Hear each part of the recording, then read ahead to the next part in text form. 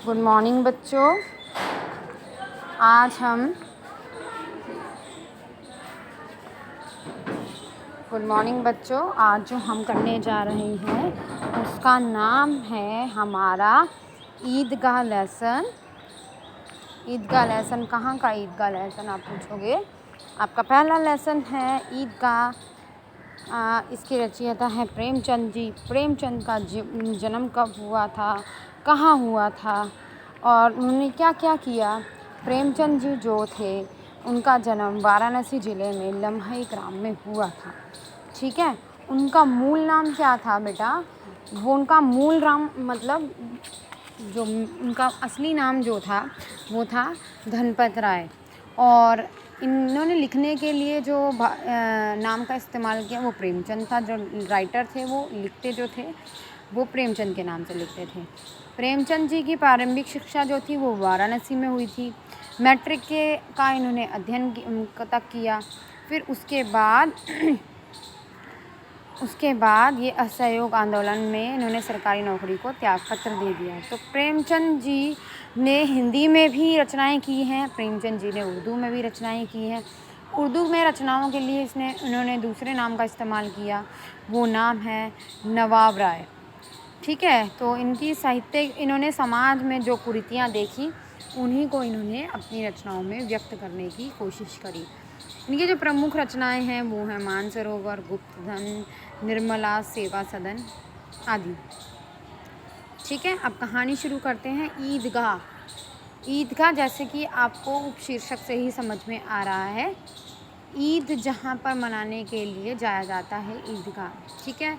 यहाँ पे main character जो है वो बेटा हामिद है, अमीना है, हामिद के दोस्त हैं नूरे, मोहसिन, शम्मी। इस तरीके से व्यक्त किया गया है। तो पहला जब रमज़ान का त्यौहार जब ईद आने वाली होती है तो उससे पहले रमज़ान शुरू होते हैं, जिसमें क्या है 30 रोज़े होते हैं। इन 30 रोज़ों के टाइम पे मौसम जो है वो बहुत सुहावना हो गया है। लोग जो है एक दूसरे को, ईद का दिन आ जाता है, ईद में सब एक दूसरे को ईद का मुबारकबाद देते हैं। लेकिन अमीना जो है वो थोड़ी परेशान है। अमीना हामिद की दादी है। वो क्यों परेशान है इसका कारण भी आपको ही एक कहानी पढ़कर समझ में आ जाएगा। हामिद के माता पिता बचपन में ही मर गए थे। माता पिता को पी लिया था और माता को भी कोई परेशानी थी जिस कारण वो मर गए थे। लेकिन अमीना हमेशा हामिद को कहा करती थी कि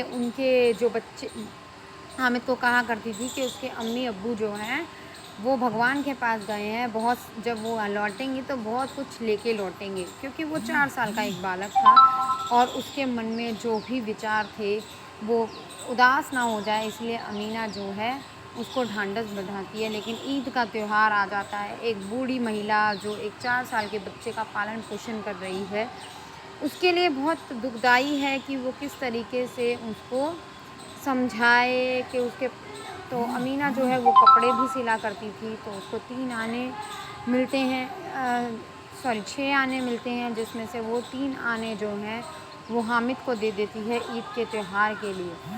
और बाकी पैसे जो है वो अमीना अपने लिए रख लेती है ताकि वो हामिद के भरण पोषण के लिए उसकी मदद कर सके। मतलब कि ईद का त्यौहार है, सेवइयाँ भी घर में बनेगी, लोग मांगने वाले भी आएंगे, तो वो ये करती है। तो बच्चे जो हैं हामिद के जो दोस्त हैं वो क्या हैं, अपने जेबों में पैसे भर के चले जाते हैं। और उसके बाद कहानी एक अलग मोड़ पर आ जाती है।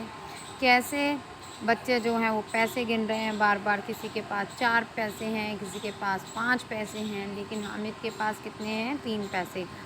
हामिद भी प्रसन्न है। वो बाकी सारे बच्चे नए कपड़े पहनते हैं, नए जूते पहनते हैं, लेकिन हामिद के पास ऐसा कुछ भी नहीं है। हामिद क्या है, एक गंदी सी एक टोपी अपने सर पर लगा लेता है और उसके बाद जो है पैरों में पहनने के लिए उसके पास कुछ भी नहीं है। ईद का जाने का बहुत ही लंबा रास्ता है और अमीना यही सोच कर परेशान हो रही है कि निगोड़ी ईद को बुलाया किसने था, क्योंकि वो नहीं चाहती कि उसका बच्चा जो है कष्टों के साथ वहाँ जाए। लेकिन हामिद तो हामिद है, मतलब बच्चा है छोटा, वो वहाँ जाना चाहता है। तो हामिद जो है दादी से कहता है कि डरना मत, मैं बिल्कुल आ जाऊँगा। सब जो है अपने पापा के साथ या अपने अब्बू के साथ जा रहे हैं, लेकिन हामिद जो है वो अकेला है। इसके बाद जो अमीना है उसे जाने देती है। वहाँ पर बहुत सारे जो है मेला शुरू हो जाता है। रास्ते में चलते चलते हामिद को बहुत सारी चीज़ें दिखाई देती हैं, जैसे क्लब, कॉलेज, और इसके साथ साथ शहर में जब वो जाते हैं तो उनको क्लब दिखाई देता है। तो वो क्या, बच्चों की धारणा है कि यहाँ क्या होता होगा। उसके बाद जब वो कॉलेज को देखते हैं तो वो ये कहते हैं कि यहाँ तो मूंछों वाले आदमी भी पढ़ने आते हैं, बड़ी उम्र के आदमी भी पढ़ने आते हैं। उनको नहीं पता कि ये क्या चीज़ है। धीरे धीरे धीरे धीरे अब कहानी बढ़ती है। हामिद को 3 कौड़ी मिलती है। उसके बाद जो है कहानी कैसे शुरू होती है। मोहसिन, महमूद, शम्मी, नूरे, ये हामिद के दोस्त हैं। ये ईदगाह पहुंचते ही मिठाइयाँ खाते हैं। मिठाई खाने के बाद कुछ और तरीके से मज़े करते हैं। लेकिन हामिद के पास सिर्फ तीन कौड़ी है, जिसके कारण वो क्या है, वो सोचता है मैं खा लूँगा तो मेरे पास कुछ बचेगा ही नहीं। तो अंत में उसको, हामिद को, अपनी दादी की याद आ जाती है। वो सोचता है कि मेरी दादी जो है वो मेरे लिए रोटी बनाती है, खाना बनाती है, और खाना बनाते वक्त उसका हाथ जल जाता है। तो मैं क्या है, हामिद सोचता है कि क्यों ना मैं दादी के लिए चिमटा ले लूँ।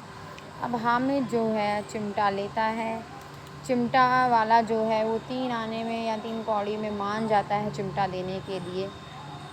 उसके बाद लेकिन बच्चे का मन तो बच्चा ही है। धीरे धीरे क्या होता है, सभी बच्चे जो हैं वो चिढ़ाते हैं। किसी ने खिलौने ख़रीदे हैं तो वो चिढ़ाते हैं, किसी ने बिजली ख़रीदा है, किसी ने पुलिस वाला ख़रीदा है, किसी ने वकील ख़रीदा है। लेकिन हामिद अपनी तर्कों से उन सब पर विजय पा लेता है और अपने चिमटे को रुस्तम-ए-हिंद की उपाधि देता है। सब बच्चे अपने खिलौनों को भूलकर उसके चिमटे की प्रति आकर्षित हो जाते हैं और चिमटे की वो ऐसे तारीफ़ करता है जैसे कि वो कुछ भी बहुत ही अच्छी चीज़ हो। उसके बाद हामिद जब घर पहुंचता है तो अमीना पूछती है कि तुमने क्या किया, तो हामिद उसको चिमटा पकड़ा देता है। और अमीना पहले तो उसे डांटती है, फिर जब हामिद ये बताता है कि उसने चिमटा क्यों ख़रीदा, क्योंकि उसके हाथ जल जाया करते थे। तो इस तरीके से हामिद जो है फिर अमीना ये कहती है कि अमीना फूट फूट कर रोने लगती है और हामिद जो है वो सोचता रह जाता है कि दादी रो क्यों रही है, क्यों रो रही थी दादी। दादी एक बालिका बन गई क्योंकि उसने बच्चों की तरह रोना शुरू कर दिया, और हामिद जो था छोटा बच्चा होते हुए भी बड़ा हो गया। क्यों? क्योंकि उसने अपनी इच्छाओं पर काबू कर लिया। इच्छाओं पर काबू करने के बाद उसने क्या किया, अपनी दादी के बारे में सोचा, और दूसरे बच्चों की तरह वो भी मिठाइयाँ, खिलौने, झूले झूल सकता था, लेकिन उसने ऐसा नहीं किया।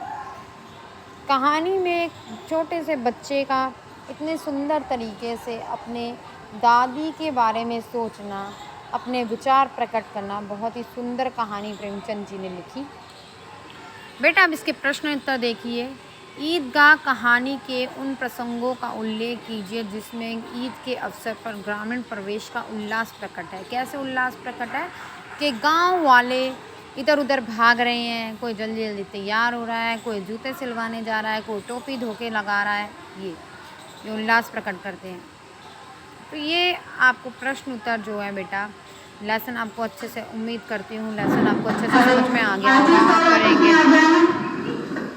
आप करेंगे